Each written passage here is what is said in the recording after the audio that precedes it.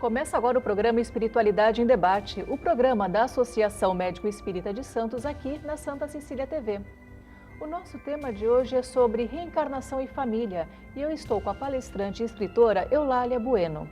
Eulália, muitíssimo obrigada por estar mais uma vez aqui no Espiritualidade em Debate para falar sobre esse tema que é tão atual, tão palpitante, que é a questão da família, né? Família e reencarnação. Bom, para a gente começar a delinear esse contexto, né?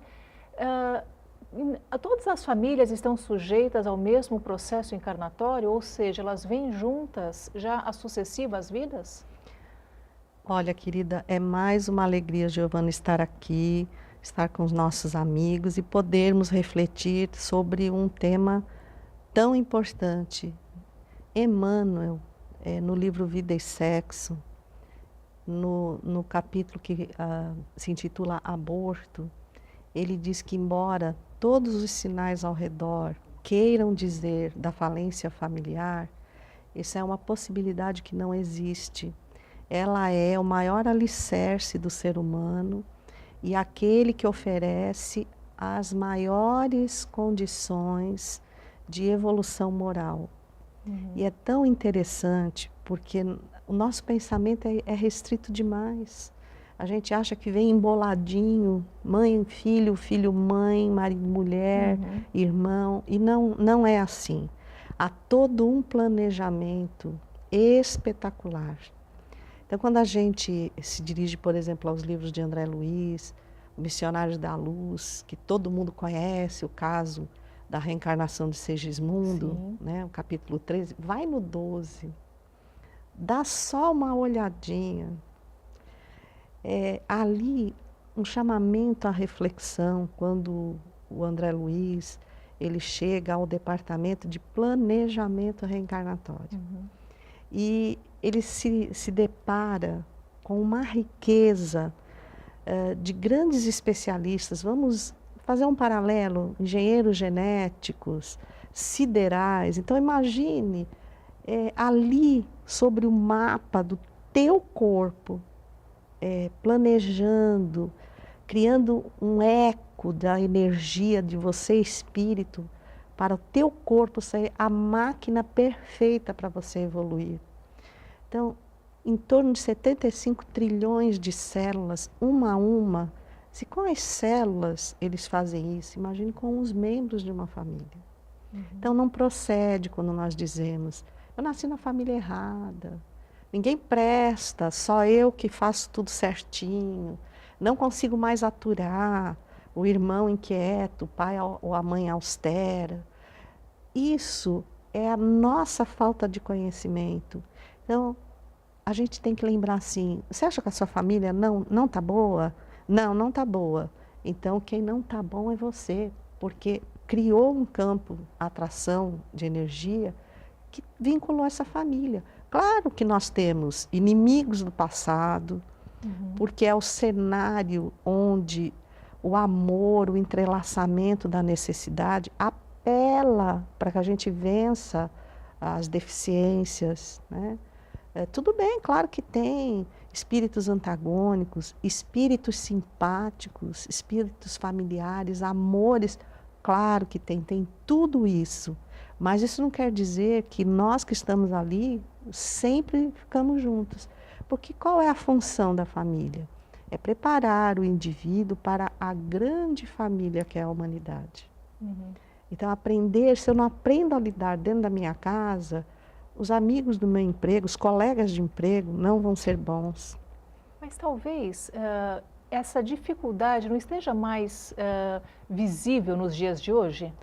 Sim, está mais visível. Caiu um pouco aquela capa da hipocrisia, que cada um tinha aquele papel.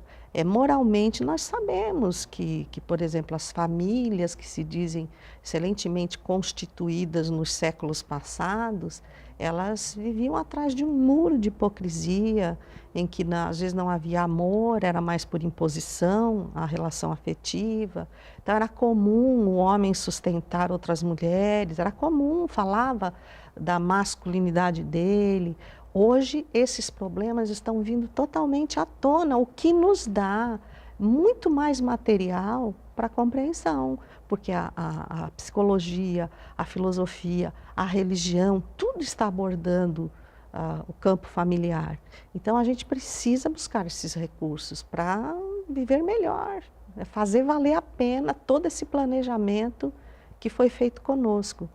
E a Joana de Ângeles, através do Divaldo, tem um livro chamado Constelação Familiar, que está tão atual, né? Sim. Todo mundo quer constelar. E a Joana é muito firme, ela diz, eles são dois, ela diz assim, fruto de um planejamento minucioso, a família muitas vezes é constituída por conta do desequilíbrio e da pressa do indivíduo em seus envolvimentos sexuais, porém não lhe tira a responsabilidade sobre os elos que formou por último. Então veja, eu às vezes por um envolvimento sexual, por uma paixão repentina, eu ponho a perder todo o planejamento. E óbvio, se planejado eu já tenho tanta dificuldade, imagino que não foi planejado, o que é fato, o que passa, porque é uma paixão, passa, não ficou um sentimento constituído, mas tem filhos, é sua responsabilidade agora, esse novo elo que você formou. Vejam, então, e é isso que está acontecendo, muita imaturidade na relação sexual, no envolvimento prematuro, né? E uma falta, assim, de responsabilidade, né? Acho que as pessoas gostam, não sei se gostam, não sei se sentem fragilizadas, mas gostam de transferir ao outro algumas responsabilidades que seriam suas. Sim, sim. Eu, na minha faixa etária, a minha adolescência, fui criada de uma forma muito repressiva. Eu digo que a gente respeitava muito pai e mãe, não é como os jovens de hoje. A gente tinha medo, né? Era muita imposição, castigos. Então, o pai e a mãe, o Rossandro fala muito isso, a gente é da geração Wi-Fi. Porque eles só no olhar já mandavam o sinal direitinho do que a gente podia e do que a gente não podia fazer. Para você ter uma ideia, quando eu comecei a namorar, meu horário limite com tolerância para estar em casa era 22 horas.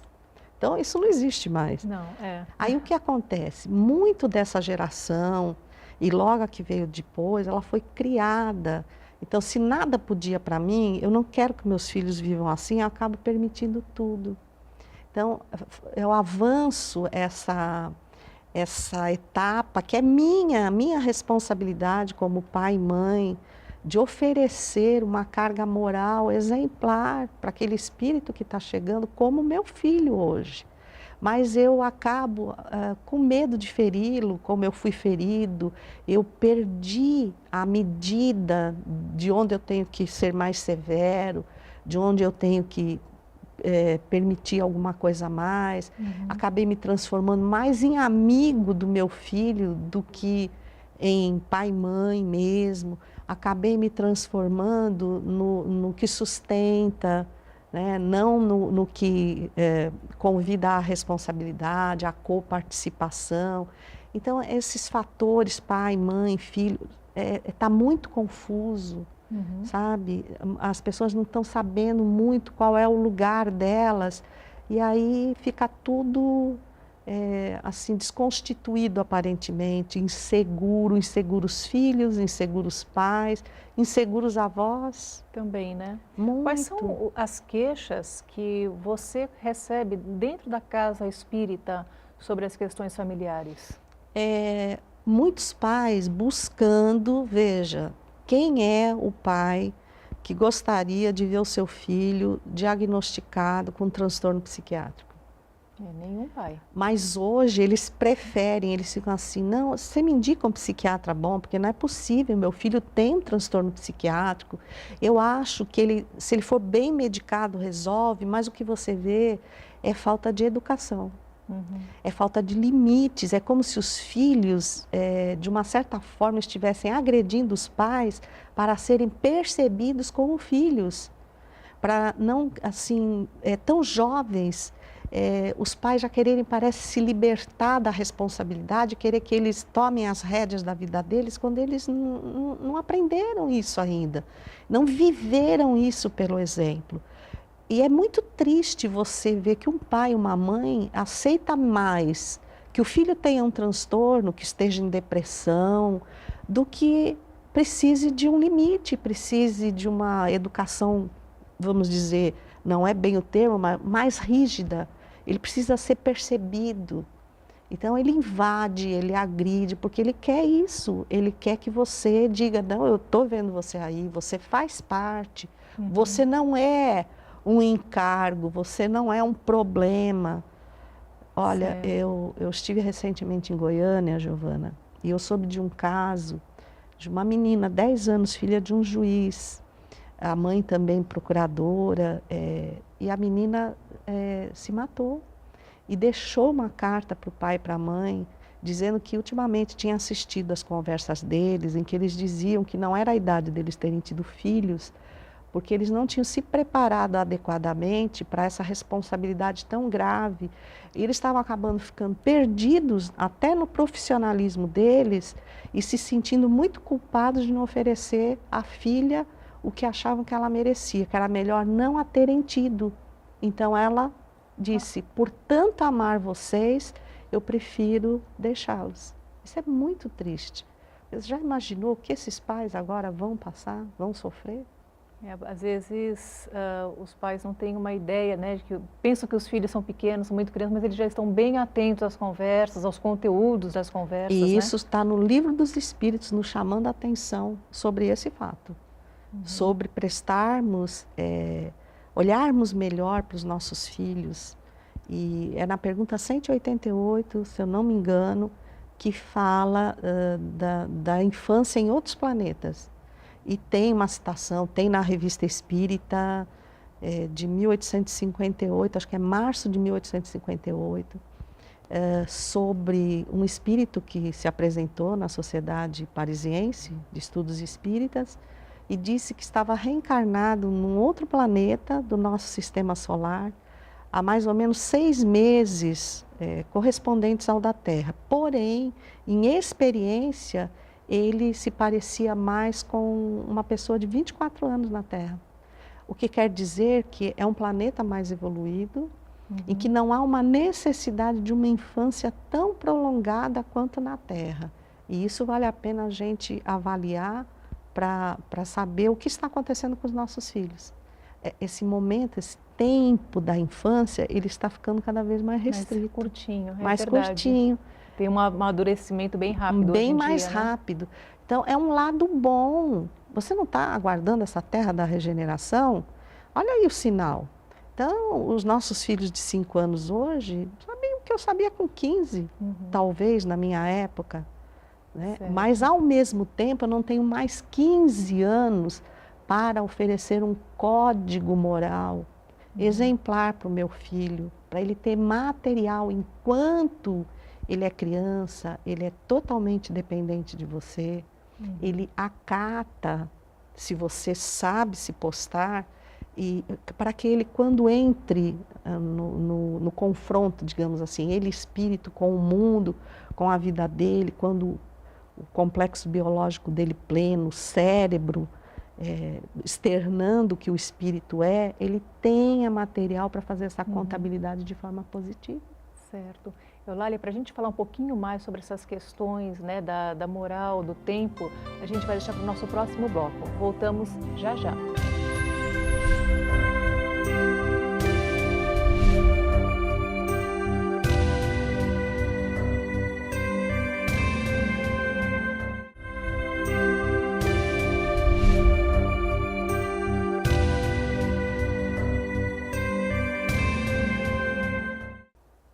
Estamos de volta com o programa Espiritualidade em Debate. Para saber um pouco mais de informações sobre a Associação Médico Espírita de Santos, entre em nossa página que é www.amesantos.net.br ou através de nossa página no Facebook que é Ame-Santos. Lá você saberá toda a agenda, não só dos médicos, mas também de todos os profissionais que atuam dentro da Associação Médico Espírita de Santos. No programa de hoje, estou com a palestrante e escritora Eulália Bueno, falando sobre o tema reencarnação e família. Eulália, no bloco anterior nós falamos nessa questão do tempo, né, que tudo parece ser muito mais rápido hoje em dia. né? E isso acontece inclusive com as crianças, né? Porque a gente vê, nossa, já sabe mexer no iPad, já mexe no celular, olha, já dança, já faz tanta coisa, né? Ah, esses espíritos, né, novos que estão chegando, eles já são os espíritos diferenciados? Eu acho assim, acho não, se a gente pega, por exemplo, o livro A Caminho da Luz, que faz toda uma retrospectiva da evolução da humanidade e do investimento do Cristo na Terra, nós vamos ver que mergulharam em todos os tempos espíritos de escola, começando lá pelos exilados de Capela, que chegaram portando um novo DNA, alavancando a nossa forma biológica, nos parecendo mais como somos hoje. Então, isso foi importado. Isso é coisa fina, né? Eles trouxeram essa experiência e toda uma bagagem de tecnologia, de ciência que alavancou a cultura da humanidade.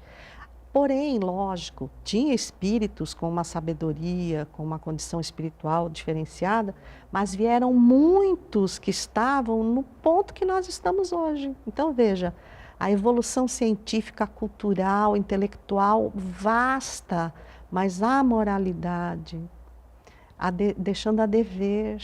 Né? Então, você acha assim, porque eu sei, eu posso, mas a gente não pode tudo. Ou como dizia Paulo, né? Eu posso tudo, mas nem tudo me convém. Então eu preciso avaliar moralmente quais são os valores que eu estou adquirindo com isso. Então hoje é muito visível que estão vindo uma leva de espíritos com uma potência intelectual maravilhosa. Mas a religiosidade, ela está muito presente. Veja as multiplicações de ONGs, de direitos humanos. Hoje a gente se preocupa, veja o Fraternidade Sem Fronteiras, os médicos sem fronteiras. A gente se preocupa com o nosso irmão que está lá na África, que está num outro lugar. E por que está havendo esse entrelaçamento? Porque é um apelo ao nosso sentimento, para que a gente desenvolva a nossa bondade, a nossa moralidade, para que a gente valorize mais o que tem. Então, essas crianças que estão vindo, e a grande importância de nós encaminharmos essas crianças para a evangelização. Há tempo, porque as questões delas são muito precoces. Elas já perguntam de coisas aos 4, 5 anos, ou te fazem afirmativas que você se surpreende. Esta semana, a minha neta de 5 anos, ela falou, vovó, vou lhe pedir pela última vez. Eu não quero ir hoje na evangelização, eu quero dar passe. Aí eu disse, querida, você é tão pequenininha, tem que impor as mãos na cabeça das pessoas. Vovó, não, vovó. E quem não tem mão, a gente tem que impor o coração. E aí eu fiquei assim, porque ela tem razão. É amor, vovó, não é mão. Então veja, 5 anos, Giovana. E ela está fazendo essa questão, mas quantos outros estão fazendo questões muito graves? Estão prestando atenção e levantando problemas que a gente está deixando passar, está relevando, está postergando. Não dá mais para postergar. Então, se esses planetas tão avançados, fala de Júpiter na Revista Espírita, como é a infância lá, tão menor. Hoje você vê as crianças, elas nascem, já viram de lado, já tentam, já erguem a cabeça. Eu brinco, digo que breve vai ser o momento que vão passar um WhatsApp dizendo, mamãe, vá para a maternidade, estou chegando. Né, um parâmetro. Então, nós precisamos nos preocupar com o padrão moral, porque o apelo à sexualidade, à dependência química, a fragilidade de não saber lidar com a adversidade, com o não. Olha, não, eles não estão acostumados a lidar. Então, quando eu digo não e a criança não aceita, eu estou sendo conivente com um adulto frustrado, que nunca vai ter satisfação em nada, que não vai saber o que está fazendo na Terra, o que representa a família está aí constituída, mas nós precisamos assumir os nossos papéis. Certo. Você acredita que a religiosidade, né, seja ela qual for, né, não necessariamente da doutrina espírita, mas uma religiosidade Sim. católica, evangélica, judaica, islâmica, enfim, se colocada desde a infância, minimiza alguns problemas futuros? Eu acho que minimiza todos. Porque, primeiro, o fato, como você colocou, a religiosidade, citou essas diversas religiões, que são de uma dignidade ímpar, a gente tem que se respeitar, não importa como eu entendo Deus, Alá, não importa, profeta, não importa, importa que eu tenha uma conduta moral. E a conduta moral do espírita, do católico, do evangélico, do muçulmano, do judeu, é o bem, é eu não trair o outro, não trair a mim mesmo. Então, independente da linguagem que nós usemos para interpretar a ação da divindade e a condução da nossa vida, a moral, o bem e o mal é o bem e o mal em qualquer religião. Então, ensinar meu filho a ser justo, a ser correto, a não levar vantagem, porque nós ainda somos o que consideramos que levar vantagem é ser mais inteligente, mas quando prejudica a outra pessoa, quando não é uma medida justa, na realidade eu prejudico a mim e prejudico o universo. Tem uma frase de um poeta inglês chamado Francis Thompson, que eu acho de uma beleza. Ele diz: tudo no universo está interligado. Tão interligado está que toda vez que eu toco uma flor, eu incomodo uma estrela. Eu acho isso maravilhoso, porque a própria física quântica está falando de partículas que viajam e que tudo que acontece com uma interfere na outra. Então, eu sou uma nota na orquestra divina fora de contexto, quando eu não toco com justiça, com correção e com amor. E o que é isso? É simples, é como você quer que o outro haja com você. Ama o teu próximo como a ti mesmo. E esse é o lema principal para o qual Deus planeja as famílias, de acordo com as nossas necessidades, porque preste atenção, dentro de uma família tem aquele que te convoca ao exercício da tua maior dificuldade, mas que incentiva a tua melhor virtude, sempre tem. Sempre tem. Sempre Falando tem. em família, né, você falou, né, das virtudes, né, e também das nossas falhas. É comum nós encontrarmos em algumas famílias alguns irmãos que não se dão muito bem, ou primos, ou às vezes até pais, né? Um pai com um filho que acaba se afastando. Porque, se é tudo tão bem planejado, né, por que acontecem essas antagonias espirituais? Porque é exatamente o alerta de Deus para aquilo que precisa ser trabalhado em nós. Se eu tenho diversos membros na minha família que me exigem paciência, o problema não são eles. O problema é a minha paciência. Porque eu vou ter que ter paciência no meu ambiente de trabalho, no meu ambiente de convívio, né, de estudo, na sociedade de uma forma geral. Eu tenho que ser paciente na fila do banco, aguardando um consultório médico.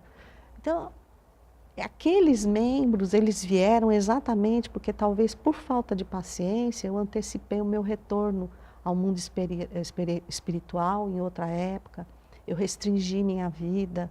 Então é um lembrete de Deus, você lembra? Ó, que você tem que desenvolver a paciência. Então está aqui um lembretinho de pai, um lembretinho de filho, um lembretinho de cônjuge. É um lembrete para nós, é um instrumento do nosso aprimoramento. Óbvio que na maioria das vezes nós estamos num mundo de espíritos imperfeitos, de provas e expiações. Então como é que nós queremos perfeição onde só há espíritos imperfeitos? É só nós olharmos o que consideramos nossos deveres e o que consideramos nossos direitos. Pode perceber que você vai ter o dobro, você vai se dar o dobro de direitos do que de deveres. Porque a gente costuma dizer que o dever é do outro, o direito é nosso. Então, quando nós enxergarmos isso, de uma forma equânime, equilibrada, os meus deveres e os meus direitos são os mesmos do outro, eu vou perceber que não há espíritos antagônicos nem simpáticos, né? Há espíritos engajados num movimento único de evoluir. Eu estou do teu lado, não porque vim para te dar exemplo, mas porque eu preciso de você, para não esquecer do que necessito fazer e, ao mesmo tempo, te incentivar a continuar. Olha que lindo, eu não sou mais que ninguém.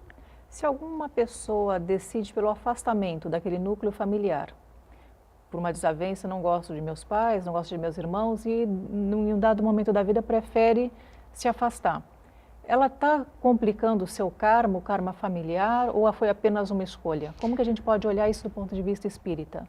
Na realidade, se você prestar atenção, nós somos convidados à educação. É o processo reeducativo. Num processo reeducativo, o que não deve haver é ausência. Você vai fazer uma faculdade, você precisa estar presente para aprender. Mas, óbvio, o livre-arbítrio te diz muitas vezes, como por exemplo, um divórcio. Ah, mas o divórcio... Se você vai conviver com aquela pessoa por uma obrigação documental e não por uma condição moral de respeito e evolução, melhor será que se afaste. Não perca a dignidade. Óbvio que a dificuldade é sempre da nossa parte. Então, às vezes eu deixo de lado um pai e uma mãe difícil, um cônjuge difícil, mas a dificuldade não era com eles, está comigo. Então, eu vou ter dificuldades em outros campos da vida.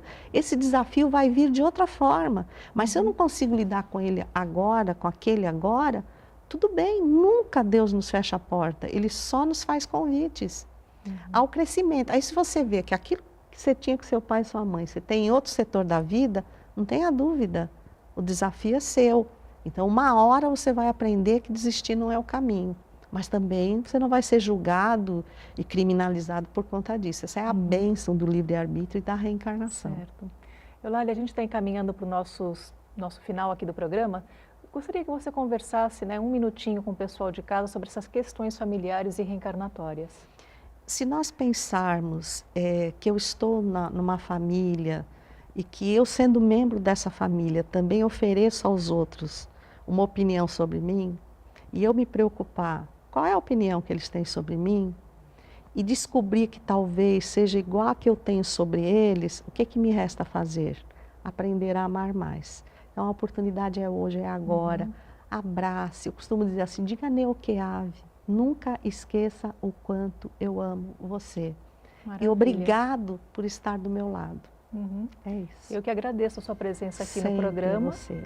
Muito bom. E você que está em casa já sabe, programa Espiritualidade em Debate, inédito toda quarta-feira, às 18 horas. Até a semana que vem.